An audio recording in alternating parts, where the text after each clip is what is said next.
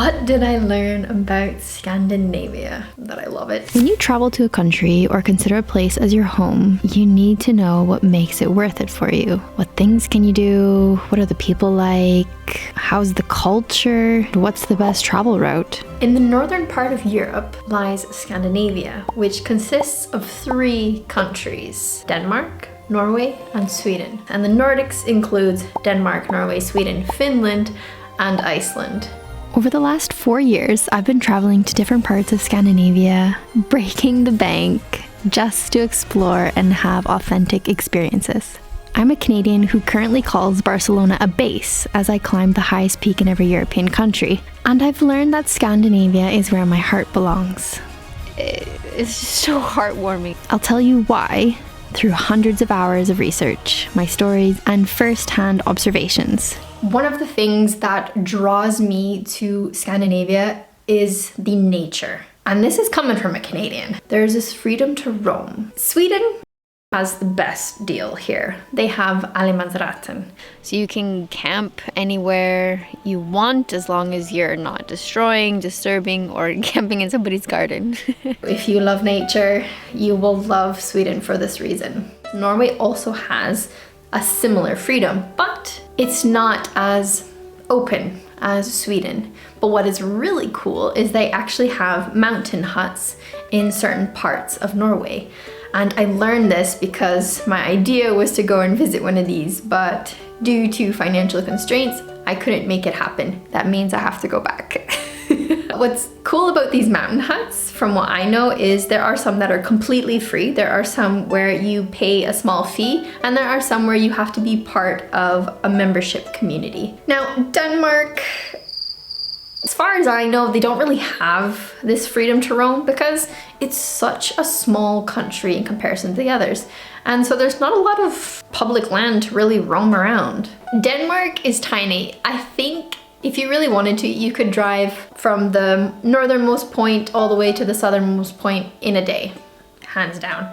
But with the other countries, they're a lot larger. I love trains. If you did want to go from Stockholm to Kiruna, it's a 16-hour train ride. There's a certain time of year that comes around where you have the midnight sun. And this is exactly what you might think it is. At midnight, there is sun. There is no darkness. And the crazy contrast to this is some parts of these countries won't get any sun at all for several months.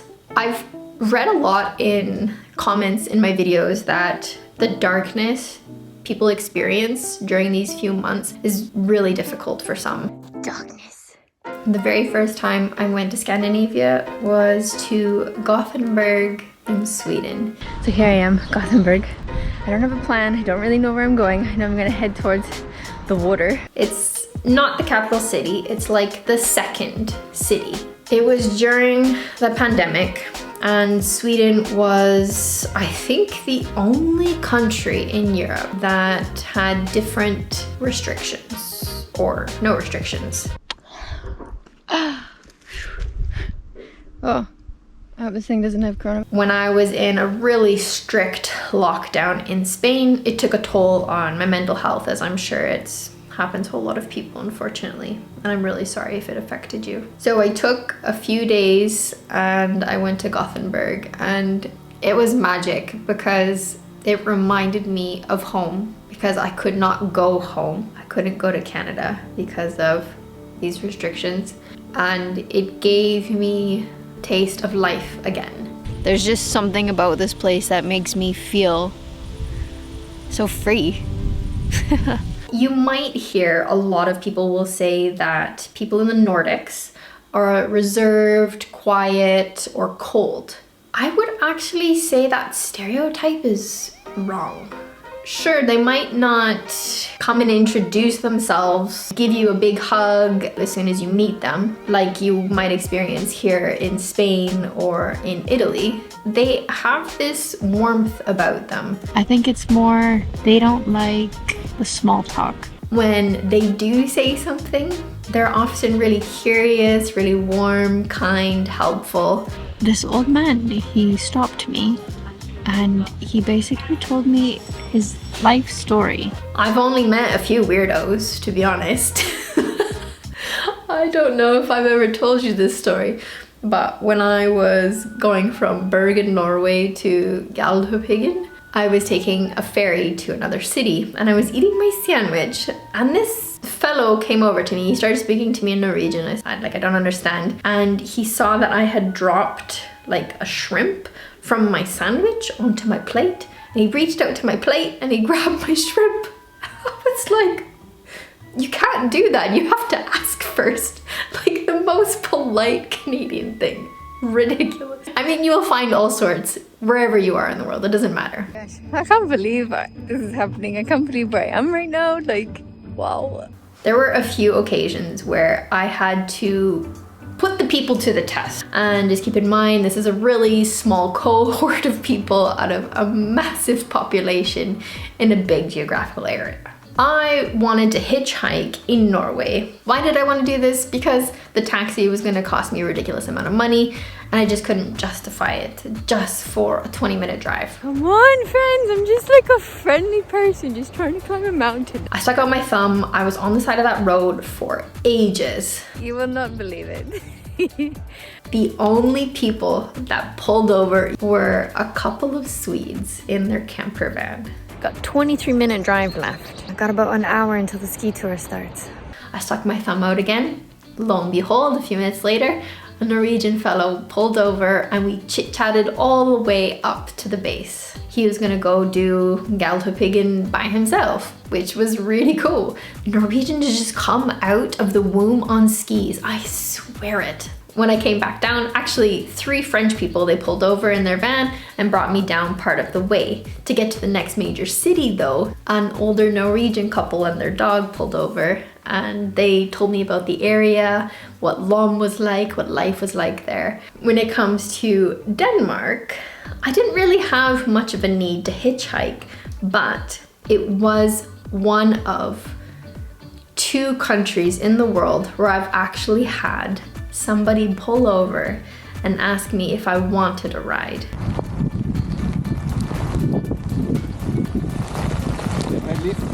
No, I'm going to Ireland. Thank you. The only other country I've had that was Cyprus, where there's so much hitchhiking. I've had so many amazing encounters, interactions, conversations with people from these countries. And I'm a person that often chooses their favorite countries based on the people and actually the culture. If you like this content, please hit the like button. This burial site is almost a century old. If you don't know, Norse mythology is heavily woven into the cultures here in all 3 countries. And in particular, in Norway and Denmark, I noticed that there is a lot around trolls. And keep your eyes peeled for trolls. In Norway, if you are a child, you will probably be fearful that a troll is going to kidnap you and eat you while you're walking in the forest. And if you're in Denmark, you can actually go on a troll treasure hunt of sorts. There is a famous artist who creates these massive trolls out of old wood and resources that are no longer useful. Vikings is something that you can see across the board. In Sweden, there is vikings. So there's a beautiful hidden gem, don't tell anybody I told you, called Gotland. And it's this gorgeous island, a 3-hour ferry ride away from Stockholm. It's in the Baltic Sea, is that right? This is where you would have found some of the most peaceful Vikings. If you do go to Gotland, download some podcasts about Norse mythology and goat sacrifices while you're camping in your tent. And they're talking about like sacrifices and like the things that they would do. Not a good thing to listen to before you go to bed in the middle of nature by yourself. A lot of Vikings here in Scandinavia, throughout Scandinavia, were traders. But the ones here in particular in Gotland were trading with Arabs. In Denmark, I had the opportunity to go see a Viking burial ground. For hundreds of years, it was covered. Only in the 1900s did all of the sand get swept away And in the 1950s, they started excavating the graves. And that's how we've learned so much about them. It's really interesting. Over the years, the way they did the burials changed. So there are some graves where the body was buried in the mound, and there's others where the body was cremated. But really, when it comes to Viking stories, heritage, their religion, their way of life, I've really only scratched the surface, and it's something I'm really excited to learn more about. And you know what's really cool? There is a part of Spain in Galicia, and there's this place where Vikings were actually defeated by the Spaniards. I mean, there's a whole video on it. The Vikings had entered into this part to pillage all of the treasures, gold, and riches from the Compostela de Santiago, the big cathedral. And they actually fought them off. So every August in this town, Catoeira, they actually hold a big Viking festival. In Norway, I have an adventure planned to go to a Viking village, but that hasn't happened yet, so I can't speak to it. I know it's a very big deal in Norway. Trolls and Vikings do fit into the realm of culture, traditions, what Scandinavia is, right? There are two concepts that I really love. In Denmark, they have hygge, and this is this concept of being cozy, warm, and spending time with friends and family. And it's just this beautiful thing. I also think it's an excuse to eat delicious cake. Over in Sweden, they've got fika. Fika. I need to practice. Similar in the sense that you are encouraged to take a break with friends, family, colleagues, and have something sweet, generally, probably some coffee or some tea, something warm. Again, I take it as a reminder that there's more to life than just work. The fika brought good vibes. Let's reel it back into travel and cities.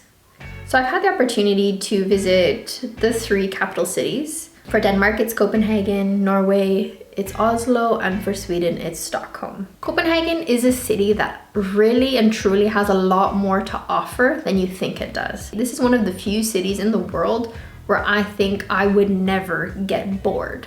That's a bold statement coming from somebody who prefers nature over cities. There is this market. I don't think it's open right now because it's March, but it'll probably be opening soon, called Reffen. One of my friends, she was living in Copenhagen a few years ago and she recommended me to go. And oh my goodness, I recommend you to go. Oslo was one that I tried really hard to love, but because it is so expensive, I didn't find a lot of things that I could do on a budget. This will probably be my first and last beer in Norway. This is 11 euro. They've got these food halls that are just incredible, so many different choices. And this fish burger I had, oh my gosh. I really shouldn't have filmed this video right before dinner. And Stockholm, I mean, it's a Scandinavian capital city. The people are just awesome. It's like this busy network of happy bees just busy working. And it's like the Venice of the North because there are canals everywhere. And there's, I think, over 100 different islands. There is an archipelago just a short ferry ride away. And this is actually where a lot of locals spend their midsummer, unlike me going and spending midsummer in Stockholm. Midsummer, they say. Yeah. Come to Sweden, they say. It'll be sunny. Why are my feet so... Why are they so dirty? As I'm always traveling on a budget because I need to stretch it as much as I can with this peak project. Also, if we get to 100,000 subscribers, then I will go and climb the highest mountain in Greenland, which is part of the Kingdom of Denmark. Hit the subscribe button! I found that Stockholm is the most affordable, then Copenhagen, then Oslo. And that's taking into consideration the price of food, transport, and accommodation. Accommodation is the #1 thing that you will spend your money on. If I were to redo Scandinavia for the very first time and only travel around for 1 month, this is the itinerary that I would follow. I would first fly into Copenhagen, and then go north to North Jutland and experience wild Denmark. We made it to the northernmost point of Denmark. I would probably rent a car or ideally a camper van because there's a lot of really great nature reserves, cycling paths, surfing spots to see. I would cross over into Sweden, jump up to Gothenburg, and then go straight out to the archipelago. These islands are incredible. And if you have the chance to go camping on one or exploring their nature reserves, do it. Just don't get lost like I did. I'm gonna go explore because I have no idea what is here. And then I would go back to Gothenburg and use it as a rest day, or there's a lot of really cool things to do in the area depending on what you like to do. Then I would rent a bike and cycle along a really cool path in the south. You could cycle for a couple days and then cycle back, whatever you want. Bring your tent or plan stops in specific villages. This would be a really great place. Or you could go into the Lake District. The idea is to make your way over to Stockholm. If you haven't had your fill of cities by then, I would spend at least 48 hours in Stockholm because it is a really cool capital city. And if you have time, pop over to the archipelago, or instead of the archipelago, go down to Gotland because it is seriously a hidden gem. Don't tell anybody I told you about this place. We are in Visby in Gotland. I'm super excited. I've had almost no sleep all night, but I'm so stoked on life right now. I'm so stoked on Sweden right now. And then back to Stockholm because Stockholm is kind of a jumping off point to a lot of other places. I would say go to the north part of Sweden. This is where you can get a really cool adventure. I love riding trains, oh my gosh. You can go out hiking for a few days if you'd like. You can climb the highest mountain, Kebnekaise. We've got about 4 kilometers left. So we go around this, across the bridge, up. You can explore some cool mines in Kiruna and hopefully see some moose. If you see one, please take a picture and send it to me so I can show my partner. Then from there, I would actually go directly over to northern Norway. I would go to the islands for a few days, probably Tromsø as well. From Tromsø, then I would fly down to Bergen, and Bergen is my favorite city in the whole world. It used to be Medellin in Colombia, but after seeing and experience what Bergen is, and it's not because of my last name, I just fell in love. It's a city that is surrounded by 7 mountains, has delicious food, tons of hiking trails. Come on, how cool is that? It's like moments like this where I'm just so grateful to be alive. Norway really marks like a really special moment in my journey as well. Anyways, there's a lot more to do in the area than just hiking. You can go on fjord cruises, but just pay attention to the times of day because they're not offered all the time. So I was not able to go on one myself. Then with the time left, either explore around Bergen or head deep into the mountains, maybe do one of these mountain hut excursions or head to the southern tip of Norway before going back to Oslo. Of course, spend some time in Oslo. By this time, you'll probably be tired and it'll be a great city to be in because there are these beautiful saunas floating on the water next to the opera house, and you can have some delicious food to kind of recuperate from a whole month of amazing travels. I will definitely have to come back. It's amazing the things that you can learn when you travel. I think it's the best kind of education.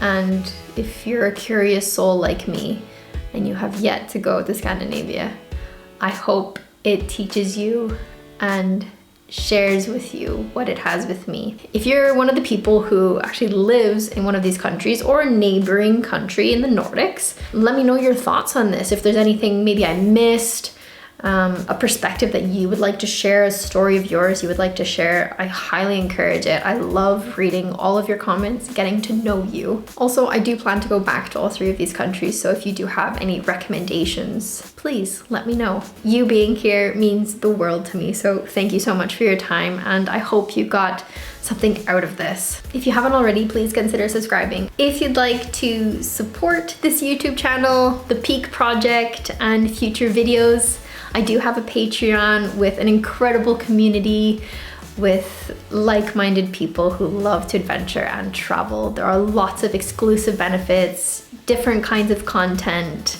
and really nice guides over there for you. So check it out if that's something that you're interested in. All of your contributions go directly back into the channel and funding this kind of content. And happy adventuring, and hope to see you in Scandinavia one day.